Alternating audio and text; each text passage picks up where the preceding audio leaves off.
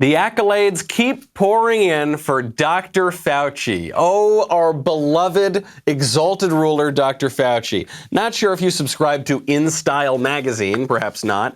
But if you haven't, then you haven't seen Dr. Fauci's beautiful spread where he's sitting by his pool. He's got Oxford shoes on for some reason, kind of dad sunglasses, just sitting there looking cool, looking in style. It's called The Good Doctor. Dr. Fauci says, this, I kid you not, this is the headline. Dr. Fauci says, with all due modesty, I think I'm pretty effective. Pretty effective, 120 some odd days after we were told 15 days to slow the spread. Well, don't worry if you missed the InStyle cover, because you can watch opening day of the Nats. That's right, the Washington Nationals are going to have Dr. Fauci throw out their first pitch. Oh, isn't that so wonderful? That's after their wonderful World Series win. They are going to honor Dr. Fauci. This, to me, this doesn't seem like how we're supposed to treat scientists. This seems to me like how we treat celebrities. This seems to me like how we treat politicians. But this is not normally how we treat scientists. That's because science has strongly overstepped its bounds. Science has failed, and in the face of the failure, I don't know how you look at this coronavirus situation as anything other than an absolute failure. You could look at it as a little bit of a political attack as well. But in the face of all that, we give our honors to Dr. Fauci. We will take a look at the real story. I'm Michael Knowles. This is The Michael Knowles Show.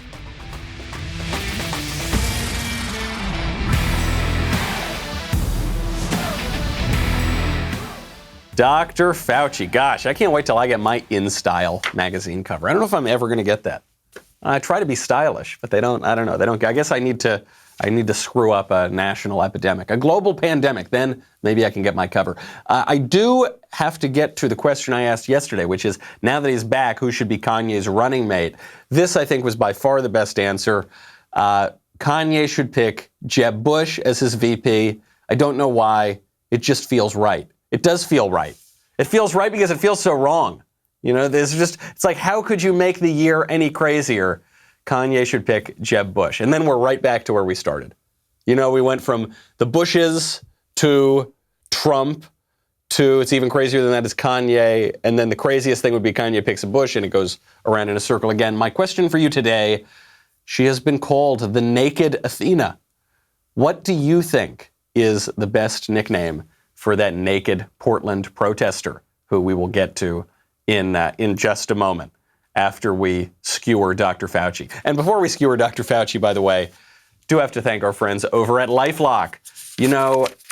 Criminals, they don't particularly care what's going on, okay? Actually, they care what's going on in the sense that they will exploit what's going on to steal your information, okay? You've got to be responsible. LifeLock detects a wide range of identity threats like your social security number for sale on the dark web. If they detect that your information has potentially been compromised, they will send you an alert. If you become a victim of identity theft, LifeLock can help you restore your identity easier than what you can do on your own. I trust these guys. I really, really believe in LifeLock. Obviously, no one can prevent all identity theft or monitor all transactions at all businesses, but LifeLock can see threats that you might miss on your own. Join now, save up to 25% off your first year. Do that by going to lifelock.com/Knowles, Knowles. That is lifelock.com/Knowles for 25% off. Head on over there right now, lifelock.com/Knowles. So Dr. Fauci has this cover, and he says, in all modesty, I feel like I've been pretty effective. I guess he has been effective in the sense that his constant urging has forced America to shut down, even though his predictions have been totally wrong. And his guidance, like when he told us not to wear the masks and now he says we have to wear the masks, has been extraordinarily contradictory. But it's been effective in that we're locking down again, right? Dr. Fauci took this a step even further into the land of the absurd when he went on PBS NewsHour recently, and when he was asked to kind of compare how various states have reacted to the coronavirus, he decided to tell us that the state that has handled this thing the worst has actually done it the best. We have a problem. We need to admit it and own it. But we've got to do the things that are very clear that we need to do to turn this around. Remembering we can do it. We know that when you do it properly, you bring down those cases. We've done it. We've done it in New York. New York got hit worse than any place in the world, and they did it correctly. Correctly, I assume, means they did it by sending very sick people to nursing homes and killing all the senior citizens. I guess that's correct. It's only correct depending on what the question is, I suppose, what you're trying to do. If you're trying to kill all the old people, then that would be the correct solution. If you're not trying to kill all the old people, then you probably shouldn't do what New York did. I also love this logic here, which is, we know for a fact New York got hit the worst, right? But the line between an event that happened to New York that New York had no control over and New York's participation in that event seems to be a little blurry here for Dr. Fauci. It may be the case that New York, for whatever reason, would always have gotten hit worse than any other place. But couldn't New York have been prepared on the ventilators? They weren't. Couldn't New York have then, when they ordered more ventilators, gotten the number they needed right? They didn't. They vastly overestimated how many they needed. Couldn't New York have gotten its estimates on who needed the hospitals correct, rather than set up an emergency hospital at the Javits Center they didn't need and call in the federal ship that they didn't need? Couldn't New York have not sent sick people to nursing homes? Yeah, I think they could have done that. Couldn't New York have not had its politicians encourage people to go to the Chinese New Year parades at the outbreak of the virus? Yeah, they could have done. New York did everything wrong. The Democratic politicians in New York did everything wrong. And this guy, freaking Dr. Fauci, who also got everything wrong, this guy has the audacity to come out and say that they got everything right, we should follow them. I have to tell you, I've tried to be nice and circumspect about Dr. Fauci. He's got a hard job.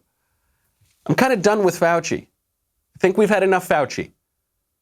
Fauci got us to this point, which is 120 days after we were told this thing would be over, 15 days to slow the spread. Fauci got us to this point where he's given us contradictory guidance on what we are now told is an essential element of preventing the spread, namely the face masks. Fauci's gotten us to here, which is chaos and rancor and economic collapse and vastly overblowing the numbers that he was shooting for.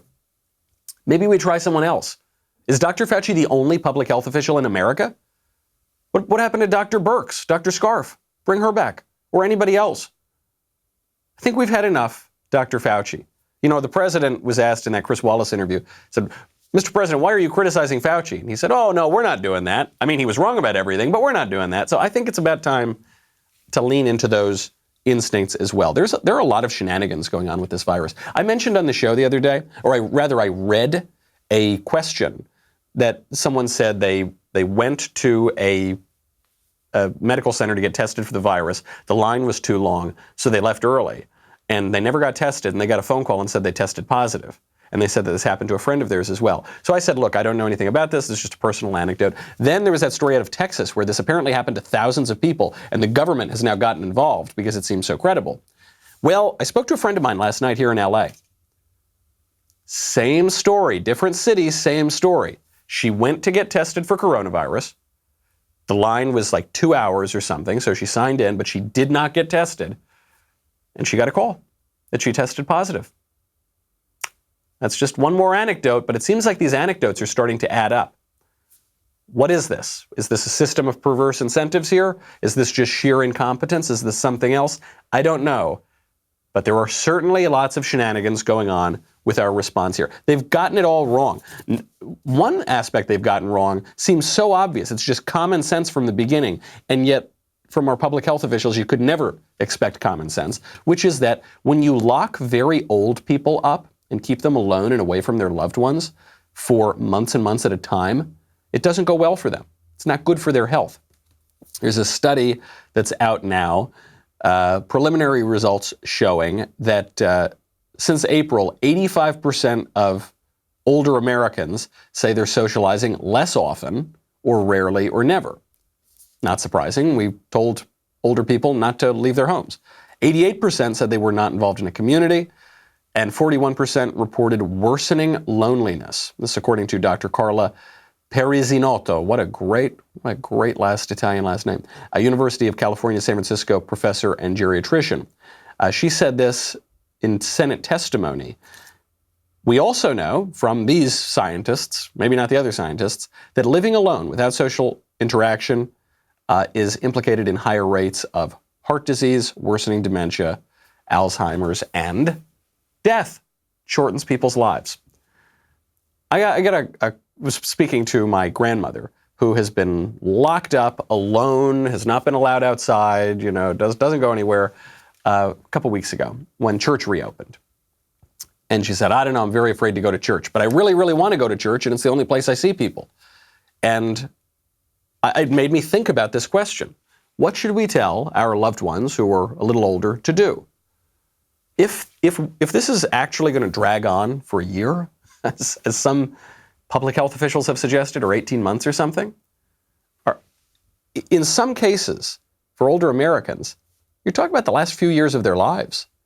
Are we really going to tell them for this last period of their lives, don't go out of your home, don't see anybody, don't see your loved ones? I don't think so. I think people should take precautions, be responsible, wash your hands, even wear the stupid mask, whatever. Be responsible about it. But I don't think we should condemn older Americans to living the rest of their lives in isolation, away from anyone that means anything to them. I don't think so. I don't think FaceTime is enough. Not that most senior citizens use FaceTime all the time either. These questions are not questions for science. There's no scientific answer for whether you should allow grandma to come see people in the last years of her life. That's a political question. That's an ethical question. That's a personal question for your family. It's many things, but it's not a scientific question. We talked on the show yesterday about how what the left has done is take all of the political questions that we debate in our free society and then pretend that there is a scientific answer for them so that they can completely cut off debate. This has been the leftist game since Karl Marx. Pretend that politics is actually science. Politics, which involves disagreement and persuasion, is actually science, which does not, right? Science is set. There's a consensus, no questioning.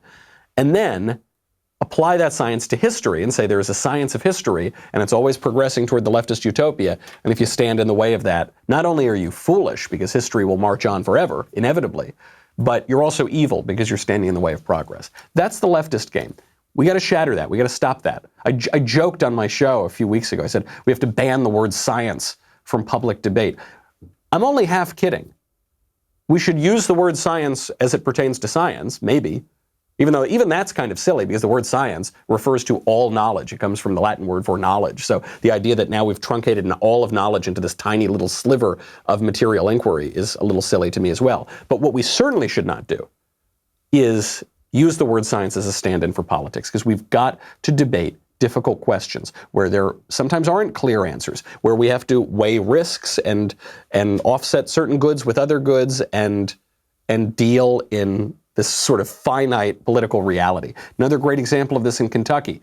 A Kentucky couple was just fitted out with ankle monitors by the local authorities because they refused to sign a public health declaration on the coronavirus. So now they're essentially under house arrest, and they were wearing ankle monitors like prisoners.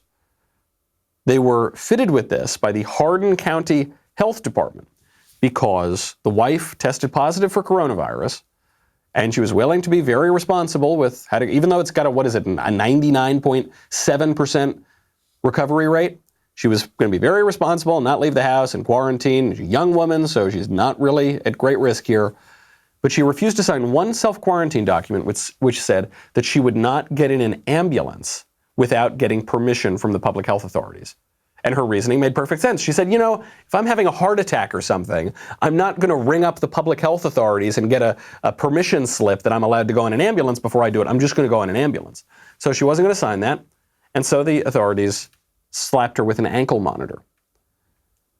It's not a scientific question. It's a political question. Do we want to live in that sort of police state? Maybe some people do. But if you do, have the honest debate. Don't hide behind this facade of science with a capital S and a trademark over the E, led by that wonderful disinterested scientist who's smiling at you by his pool on the cover of InStyle and throwing out the first pitch at the Nats opening day. These are the stakes of politics right now. The left is actually, it's not even like one issue or another issue where they disagree with you on this issue. It's that they want to take politics away from you. They don't want you to participate in politics. They want not just to silence you in the public arena. They want to silence you, in the way that we debate these issues. They want to silence you in any way contributing to our political decision making. And in the face of that, some worse than useless squish Republicans are siding with the Democrats. We'll get to one very prominent one in just one moment. First, though, I got to thank our friends over at Ring. Oh, Ring. How I love Ring, because Ring allows you to keep an eye on your home, whether you are in your home or at the office or on a beach somewhere. It makes you feel like you're in the Jetsons. And it makes you feel very safe. Ring is on a mission to make neighborhoods safer. Their home security products are designed to give you peace of mind around the clock. From video doorbells and security cameras to smart security lighting and alarm systems, Ring has everything you need to make sure your family and belongings are safe and secure anytime, anywhere. With the all-new Ring Video Doorbell 3, you can keep a closer eye on things than ever before. Absolutely terrific. Sweet Little Lisa's a good shot and everything, but when I'm away from home, makes me feel very safe to know that I can trust Ring. The other thing I love about these guys, I mention it sometimes, I hope my friends aren't listening necessarily. I give Ring out as a housewarming gift. 1, because it's very effective. 2, it makes you feel like you're in the Jetsons. 3, it's not very expensive. So you get a lot of credit for a great gift, but it doesn't cost you that much. Get a special offer on the Ring Welcome Kit when you go to ring.com/Knowles. That includes the Ring Video Doorbell 3 and Chime Pro. It's all you need to start building custom security for your home today. That is ring.com/Knowles, Knowles. The stakes are very high. You always hear that this election is the most important election of our lifetimes. And then you get the next election. In a sense, the people who tell you that are right, because one election leads to the next election, leads to the next. So if things are getting worse and worse and worse, then every election is the most important election in your lifetime. This one, though, I think is a little different in that roving gangs of anarchists are actually burning the country down all around us. So that would say they're tearing down George Washington. That would seem to be important. And then most distressingly, they are taking politics away from all of us and shutting us up on social media and shutting us up in the public square and shutting us up as a matter of public policy. And in that arena, squishy, worse than useless Republicans like John Kasich are siding with the Democrats. John Kasich. His father's a mailman. Did you know that? Seriously. You might not have heard that if you had your ears plugged up for the entire 2016 presidential campaign. John Kasich, whose father's a mailman, who lost to Donald Trump, who was governor of Ohio, is now effectively a Democrat. He is going to speak at the DNC in support of Joe Biden next month. There's a funny thing about John Kasich, which is that John Kasich, perhaps more than any other Republican, is responsible for Donald Trump winning that nomination. When it was clear that John Kasich could not win the presidential race, when the race was coming down to President Trump and a couple other people, John Kasich refused to get out. More or less cemented Trump's victory. Why did he do it? We all assumed that he had made a deal with Trump to be vice president or cabinet secretary or something, but he didn't. He came out and excoriated Trump afterward, but he stayed in anyway, presumably because it was all about him. It was all about his image. It was all about him getting plaudits. It was all about him getting nice articles in the New York Times. And that's what's happening again. These guys, I suppose in a way we should be thankful that they're exposing themselves now, because there are a lot of people on the Republican side who pretend to be true believers, who pretend that things really are pretty bad for our culture and for our country, who pretend to stand strong for solutions to fix our country, sometimes at personal cost. And then sometimes it gets too real when they are on the verge of victory, when we are on the verge of talking about political issues that actually matter, that have not been spoken about by either party, or have not been seriously dealt with at least. When we're on the verge of actually doing something taking on the enormous risk of winning, they wilt. They fall away. They say, we can't actually do that. They'll talk a really good game. Look, a lot of us were a little nervous about Donald Trump in 2016, particularly because some people thought he was a bit liberal. And so they'll say, Hillary's the worst person ever. She's terrible. She's going to run our country off a cliff. She's going to take our Second Amendment rights. She's going to take our First Amendment rights. She hates the country. Oh, but I can't vote for Donald Trump. Oh, my God, he might actually win. Ooh. Oh, no, we can't do that. I'll vote for her instead. The thing that they said was so terrible and awful turns out to be perfectly fine when it's actually threatened. They'd rather play their roles as the court jesters in the kingdom of liberalism than actually win. That's John Kasich, totally useless Republican. No one needs to pay any attention to him. There's another group of people doing this called the Lincoln Project. And the Lincoln Project is even more ridiculous and self-serving and unprincipled than John Kasich. So funny, some of these never Trump Republicans, the 5 remaining people on earth who are never Trump Republicans, they say that they're principled. They seem not to have very many principles. All the principles that John Kasich said he was fighting for in his entire political career until 2016, he threw them out the window to get nice reviews in the New York Times. Same thing with these guys, the Lincoln Project. You might have seen it on Twitter, maybe on TV if you watch left-wing news channels. It's this group that pretends to be principled Republicans. They say that they are persuading enough disaffected conservatives, Republicans, and Republican-leaning independents in swing states. Actually, though, they're not really doing that. There's a great expose of them in National Review right now. They are a bunch of unemployable political consultants from the Republican and sometimes Democratic side who can't get any jobs now because Trump booted them out of their sinecures. And so they're raising money exclusively from leftists to do what? To kick Trump out of office? No, to pay themselves. That's what it is. It's a big con. I know some of these people. They spout these Democratic talking points. They'll say Donald Trump is a Russian stooge, things like that, which is very funny because one of the founders of the Lincoln Project, by the way, is actually a paid agent of Russia. He is a registered lobbyist for Russia. Shows you the kind of hypocrisy here. But what they do broadly is they raise money from Democrats to fight Trump as Republicans, and then they pay themselves, they pay their own political consulting companies a lot of money. Listen to some of these companies. Summit Strategic Communications. That's run by the Lincoln Project treasurer, Reed Galen. Tusk Digital, run by former Lincoln Project advisor Ron Steslow. As of July 13th, the Lincoln Project paid at least $5.6 million to those two companies. $5.6 million. They've raised something, I think like $20 million so far, and they just pay their own political consulting companies. They did spend $1.67 million on ads across Facebook and Instagram, but those ads are just targeting leftist donors to pay them more money to pay themselves. They have aired some TV ads. Do you know where they air TV ads? This is a group ostensibly trying to convince conservative voters not to vote for Trump. They aired the TV ads on Morning Joe. Morning Joe is a left-wing television show on a left-wing cable news channel. How many conservatives do you know that watch MSNBC? Not very many. But they air the ads to get more donors to pay themselves. A total con. A total con. It is a way to use politics to aggrandize themselves, aggrandize their own bank accounts, and not do anything. No principle whatsoever. Principle be damned. And in the face of that, in the face of these frauds like John Kasich and like the Lincoln Project, I see a guy like Kanye West, who is a little eccentric, a little out there, probably not fit today to be president, not just yet, at least. But I look at a guy like that, I see what he's talking about. I think that guy has a lot more business in American politics than any of those frauds. Kanye West, he did his first campaign rally. We played some of it yesterday on the show. There's one bit that you can't find in a lot of places. I don't know, it seems like it's being covered up by the internet or something.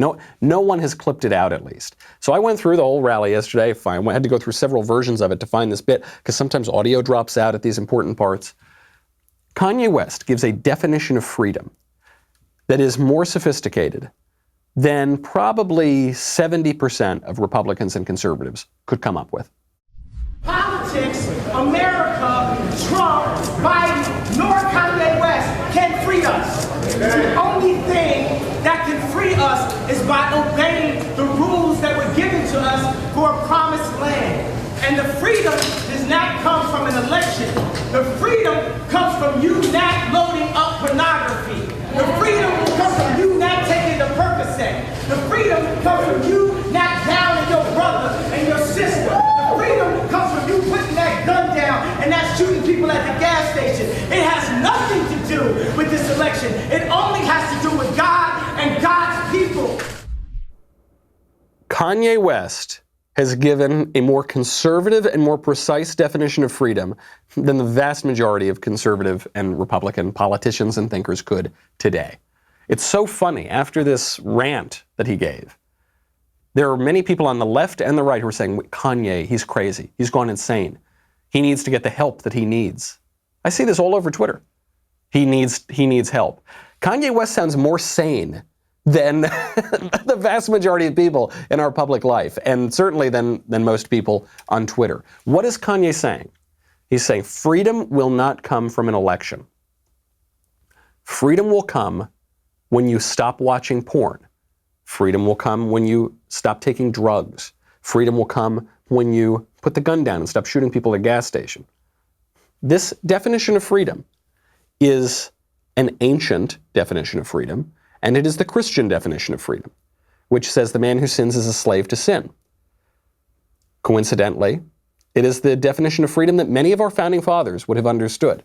John Adams, who says our Constitution is built for a moral and religious people. It is unfit to the governance of any other kind of people.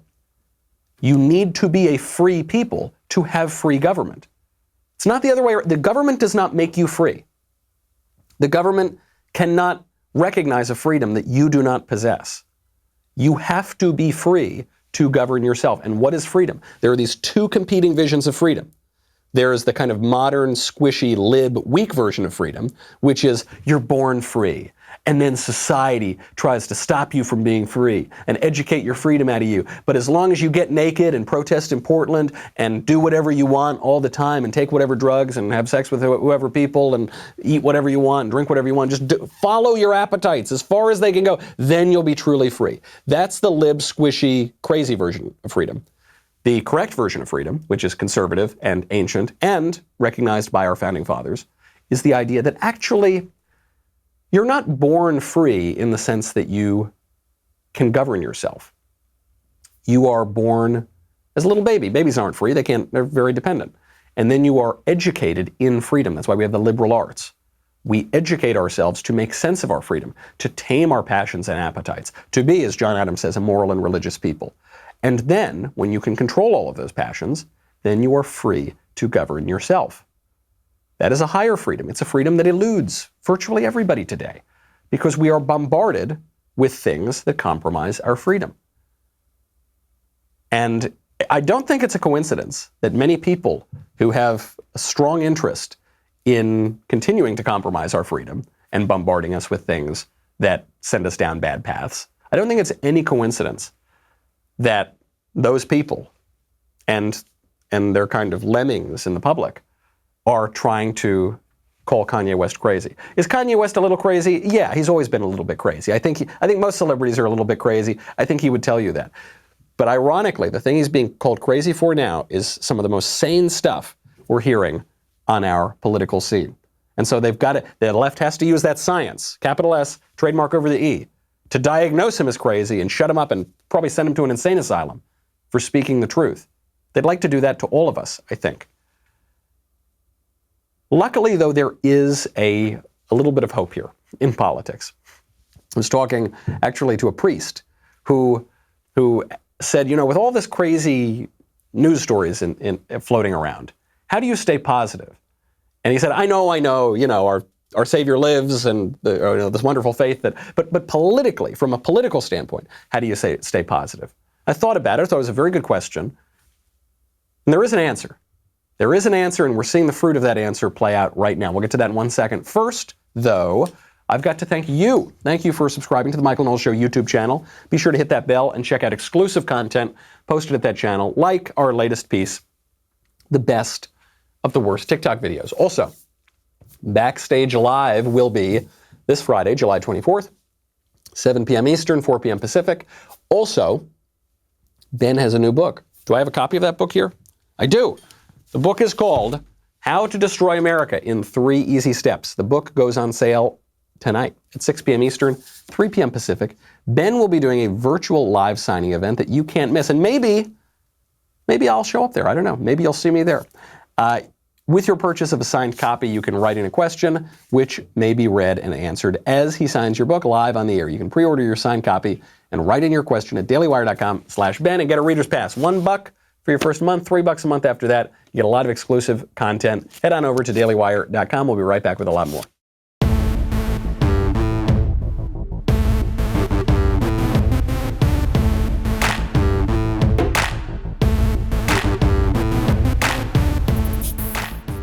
Where's the hope from a political perspective? How do you stay positive from a political perspective? Beyond religious assurances, beyond hope in the next life. It's this issue that Russell Kirk talked about in The Conservative Mind. It's this issue that crops up even among the most pessimistic conservatives, which is this: reality reasserts itself in the end. That is the great conservative consolation. No matter how crazy things get, no matter how ideological and delusional and fantastical the left becomes and the culture becomes, reality ultimately will reassert itself. You can't urinate on people's legs and tell them that it is raining forever. Eventually, they'll wise up and they'll get sick of it. Today, you see this probably most clearly on the transgender issue. The left is telling us that men are really women, and that men should be able to use the women's bathroom, and that men should be able to change next to your daughter in the girls' changing room. Some excitable people on the left will tell you that if you are not sexually attracted to men who are pretending to be women, that you're a bigot. That's a bridge too far. That's just a bridge too far. The left can delude a lot of people on, for instance, abortion, another issue Kanye has been talking about. The left can delude a lot of people and pretend a baby's not a baby. The left can delude a lot of people in the popular culture, entertainment culture, sell people a bunch of tripe and tell them that it's high art. They can delude people that way. The left can get people to go along with a lot of their issues. But it just seems to me that pretending that men are women is a step too far. And the numbers bear that out. The Media Matters, you know our friends over at Media Matters, they're our private PR firm. They just clip out parts of our shows all the time and post them all over the internet. We say, thank you so much. Thank you for the advertising. Media Matters put out a piece yesterday. They were very upset.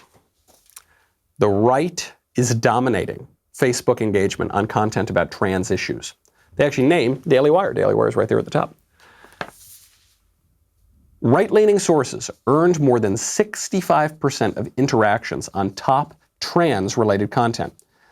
Media Matters study of interactions on published online content about trans topics shared on Facebook found that right-leaning sources earned higher engagement. We looked at 225 pieces of high-performing content on trans topics, which earned a combined total of 66 million interactions on Facebook.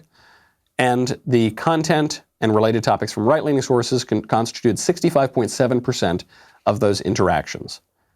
Comparatively, 15.4% of interactions were earned by queer sources, whatever that is, 3.9% from left-leaning sources, 10.4% from non-aligned, and 4.6% from other sources.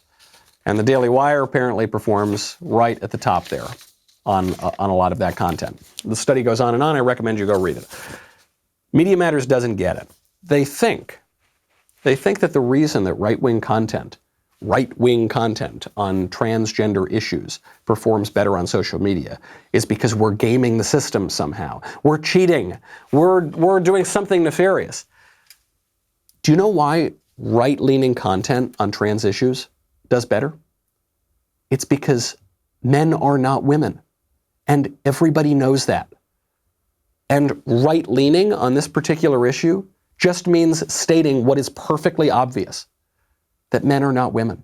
It's amazing. You know, I did this whole speaking tour last year called the Men Are Not Women Tour. It was a joke. It was a joke because that's the most obvious thing you could say. You'd say the sky is blue. You could say 2 + 2 = 4. But today, on the left, in the leftist culture, it's considered controversial to say that men are not women. Do you know why the right-wing content does so well? is because you can't fool people forever on some of the most basic facts of their lives. The right-leaning content does better because reality reasserts itself in the end. How did Donald Trump win in 2016? It was the Russians. It wasn't the Russians. Remember we had that whole 2.5-year investigation, millions of dollars wasted to find out it wasn't the Russians? It was the Ukrainians. It wasn't the Ukrainians. It wasn't anybody. Do you know what it was? Reality reasserts itself in the end. You had the entire American establishment, media, politics, administrative government, big tech, higher education, lower education, everything working against Donald Trump. And he still won. Barely, but he won. How did he win? Because people recognized that they were being defrauded by Hillary Clinton and by the left. If you want your content to perform better on social media, say true things. Don't delude people. Don't urinate on their leg and pretend that it's raining. If you do that, if you do all those terrible things, you will have success for some time because the left has a lot of power. But in the end, reality is going to peek through. Yet the delusions move on. In the media, the Associated Press has just issued a new rule. The Associated Press is always issuing new rules on grammar, spelling, how to format things, for all of the other journalists around the world. Well, they've now decided that they are going to capitalize the B in black, as in a black person, which is a little odd to me. When I write, I don't capitalize the color of people's skin, but okay, that's the new rule. They're going to capitalize the B in black, but they're not going to capitalize the W in white. That's lowercase. Come again? Why is that? Why is that double standard? I mean, what they're saying is black people are good, white people are bad. That's all that it means. We view this capitalization as a form of respect. Why else would they change it during this period where everyone is walking on eggshells on issues of race and Black Lives Matter, and if you don't post the black square, you're going to be ostracized. So they think the capitalization is a good thing to do, and so they're not going to do that for white people, even though black and white are totally analogous, right? You're just talking about people's race and people's skin color. So their excuse here is that this is according to the AP. The AP is reporting what the AP said in the AP. The AP said white people in general have much less shared history and culture and don't have the experience of being discriminated against because of skin color. Starting to think we might be having that experience, AP, because you're obviously using this double standard and doing so in an insulting way to a race of people. But imagine what they're saying here. The one criticism of the AP that's coming from the left is that what they're doing is actually disrespectful to black people. And in a way, I think they're probably right. They're saying white people have much less shared history and culture. So what they're saying is black people are a monolith and white people are diverse and varied. Africa is a pretty big place. Africa is much, much, much larger than all of Europe. But you're saying that black people are all the same, even though they come from this much larger continent with all sorts of varied nations and tribes. But Europe, which much smaller, and smaller relative to nations and tribes, is totally diverse. The New York Times defends this. They say, white doesn't represent a shared culture and history in the way that black does. And I assume this also ties into this discrimination question, which I would remind you, we have one regime of legal discrimination at this point. I'm not saying there isn't private discrimination that happens sometimes. Surely somewhere it does, though I don't think it's as widespread as the left says it is, not even close. But as a matter of legal discrimination, there's only one kind of legal racial discrimination that is called affirmative action, and it discriminates on behalf of black people, Hispanic people, other racial minorities, and it discriminates against white people and Asian people, which is why Asian people are suing Harvard right now. It's poor Asian people. They immigrate to America, they get discriminated against. Then they do well in America, what do? They get discriminated against all the time. What the AP and the New York Times are saying is that there is no white racial consciousness. And they're basically right. There's not much of a white racial consciousness. Pew backs this up. Most races have over a 50% racial consciousness. White people have 15%, and when you talk about extreme racial consciousness, it's only about 5%. However, what the AP and the New York Times and the whole culture is doing right now is going to have the effect of raising that racial consciousness. which most conservatives, I think, would like to lower the racial consciousness. We don't think that viewing yourself primarily through race is particularly fruitful for Democratic Republican politics. We don't think it's particularly important for our own identity. We would probably prioritize things that are more religious or philosophical or political over issues like race. But what the left wants to do is gin up that racial consciousness. That's going to get ugly because eventually people are going to respond to that. When they say, if the argument that the AP and the New York Times is making is that being discriminated against will form a racial consciousness, which I think is in part the argument they're making. And then they're saying, so we're going to discriminate against white people in a way that we're not going to against other races. What's the effect of that going to be? It's not going to be a very good one, but I think it's the one that the left actually wants to accomplish. Lots of topsy-turvy politics these days.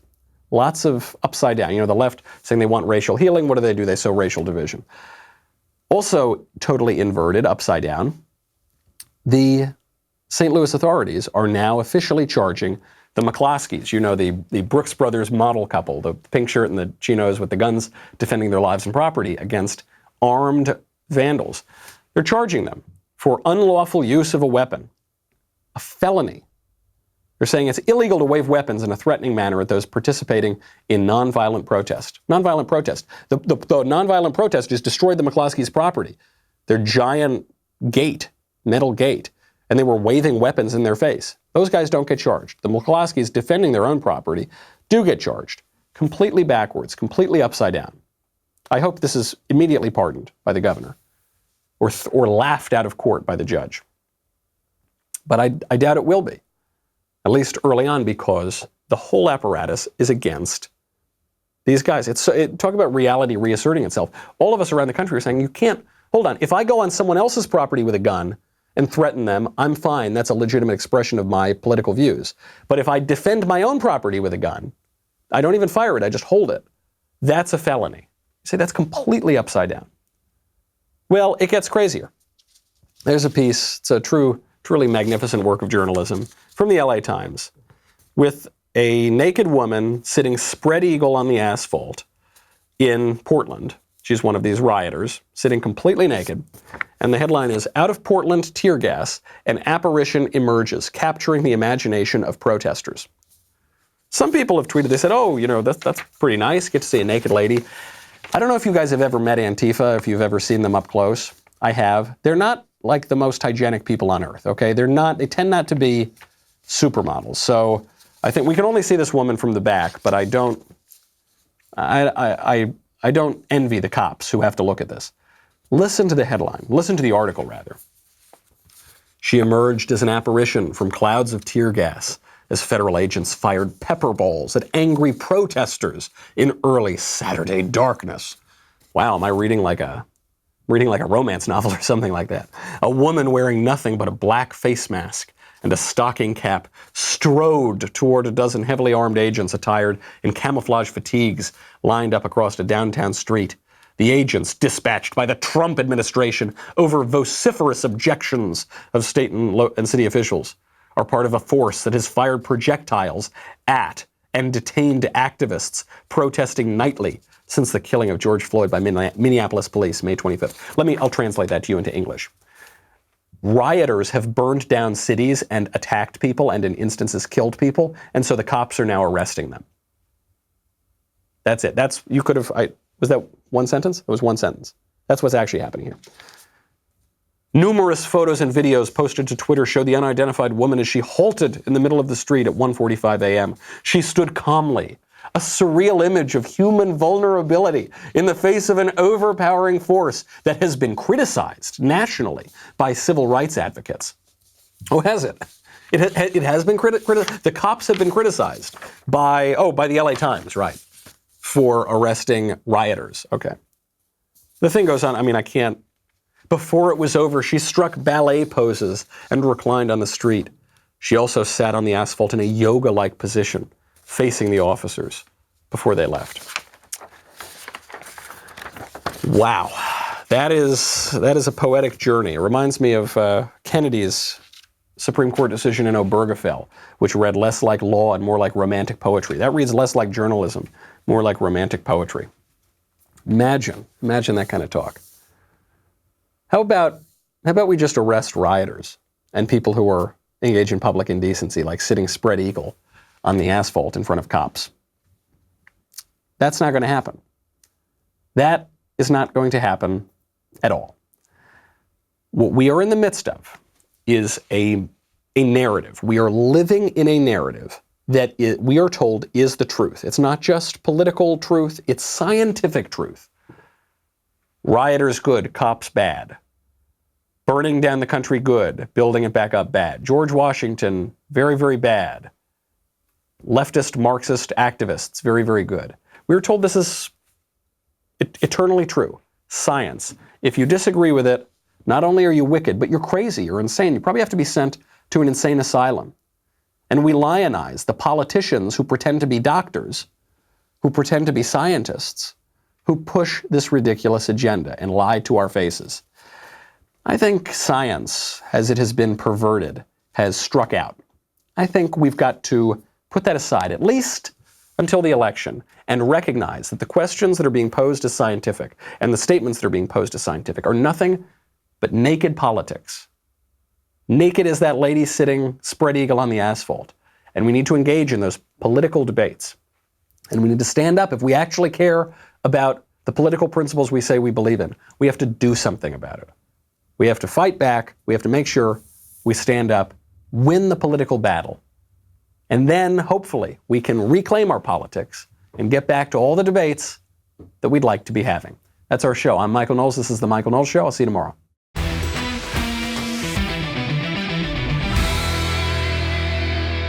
The Michael Knowles Show is produced by Ben Davies. Executive producer, Jeremy Boring. Supervising producers, Mathis Glover and Robert Sterling. Technical producer, Austin Stevens. Assistant director, Pavel Wadowski. Editor and associate producer, Danny D'Amico. Audio mixer, Robin Fenderson. Hair and makeup, Nika Geneva. Production assistant, Ryan Love. The Michael Knowles Show is a Daily Wire production. Copyright Daily Wire 2020.